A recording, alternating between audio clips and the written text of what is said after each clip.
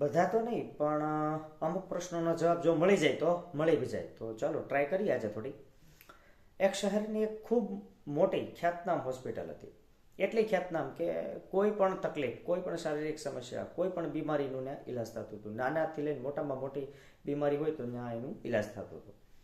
હવે સ્વાભાવિક છે, આવી મોટી હોસ્પિટલ હોય તો એમાં અમુક એવા બી દર્દીઓ આવે, એવા અમુક ક્રિટિકલ કેસીસ બી આવે જેનું કોઈ સારવાર, એની કોઈ નિદાન શક્ય ન હોય.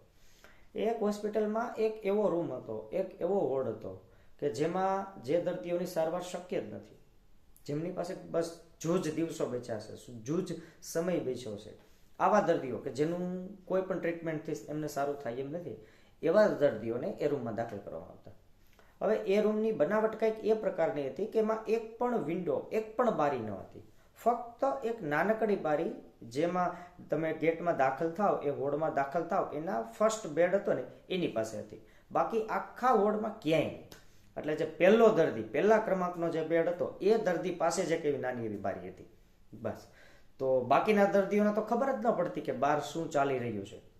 દિવસ થયો, રાત થઈ, બપોર થઈ, કયો સમય થયો, ટાઢ, તડકો, ઠંડી, કાંઈ જ ખબર ન પડે.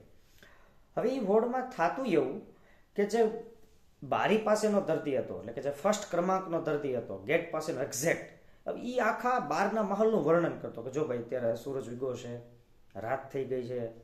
એ એમ કહેતો કે જો આપણા એક્ઝેક્ટ હોસ્પિટલની બહાર એક સરસ મજાનો ગાર્ડન છે, ત્યાં ઘણા બધા લોકો આવે છે, ગાર્ડનમાં મસ્ત એવા સારા ફુવારા છે, પક્ષીઓના ટોળા જાય છે, નાના નાના બાળકો ફરવા આવે છે, રમે છે, આસપાસના સિટીના લોકો ત્યાં આવે છે.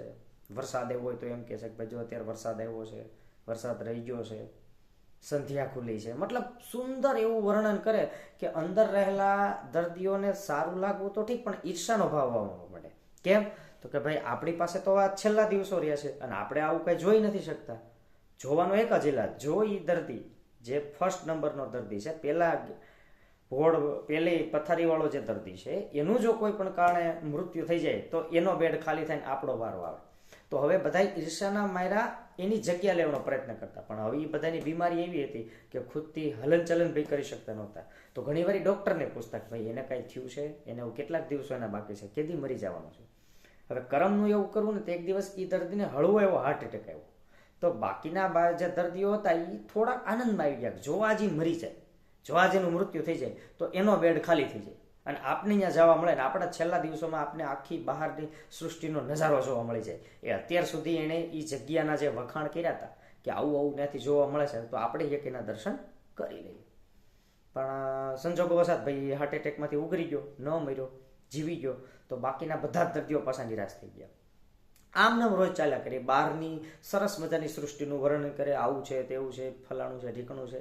અંદરના દર્દીઓ સાંભળે ઓછું, ઈર્ષાનો અનુભવ જાજો કરે. હવે એક દિવસ જોગાનું જોગ બન્યું એવું કે એ દર્દીને કોઈ સિરિયસ તકલીફ થઈ ગઈ અને એ એક્સપાયર થઈ ગયો. તો સ્વાભાવિક છે, પહેલા નંબરનો જે બેડ હતો એ ખાલી પડ્યો. એટલે પછી એવી સિસ્ટમ હતી કે બીજા નંબરનો દર્દી હોય પહેલા નંબર ઉપર આવે, એક શિફ્ટ આગળ થાય. તો સૌથી ઝાઝો હરખ બીજા નંબરના દર્દીનો હતો. હા યસ, હવે મારો વારો આવશે, હવે જે કોઈ મારા દિવસો છે એ આવી રીતે સારા નજારા જોઈને પૂરા કરીશ. જેવો એ બીજા નંબરના દર્દીને પહેલા બેડ ઉપર શિફ્ટ કરવામાં આવ્યો ને સૌથી પહેલું કામ એણે કર્યું, બારીમાંથી જોયું કે કેવું દેખાય છે. જેવું એણે જોયું, એણે શું જોયું કે ત્યાં તો ફક્ત એક મોટી દિવાલ હતી, કાંઈ જ નહોતું, કાંઈ જ નહોતું ત્યાં.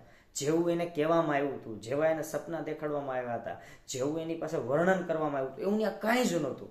એ તો હક્કા બક્કા રહી ગયો કે આ શું.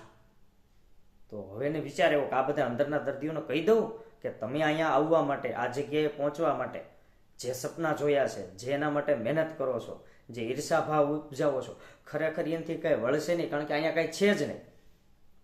પણ ફરી પાછું એને વિચાર્યું, જો હું આવું કહીશ કે અહીંયા કાંઈ છે જ નહીં તો કોઈ માનશે નહીં, કારણ કે બધાએ પહેલેથી જે ધારણાઓ બાંધી લીધી છે, હવે એ ધારણાઓમાંથી મુક્ત થશે જ નહીં.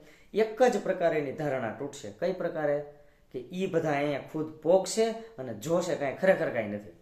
તો એણે ખોટો પ્રોપોગેન્ડા શરૂ કર્યો કે અહીંયા તો ખૂબ સરસ નજારા છે, ખૂબ સરસ દુનિયા છે, બહારની દુનિયા આવી છે, બહારની દુનિયા તો આવી છે, તમે ત્યાં શું કરો છો, જે છે અહીંયા જ છે, આ જ બેડ ઉપર એક છે.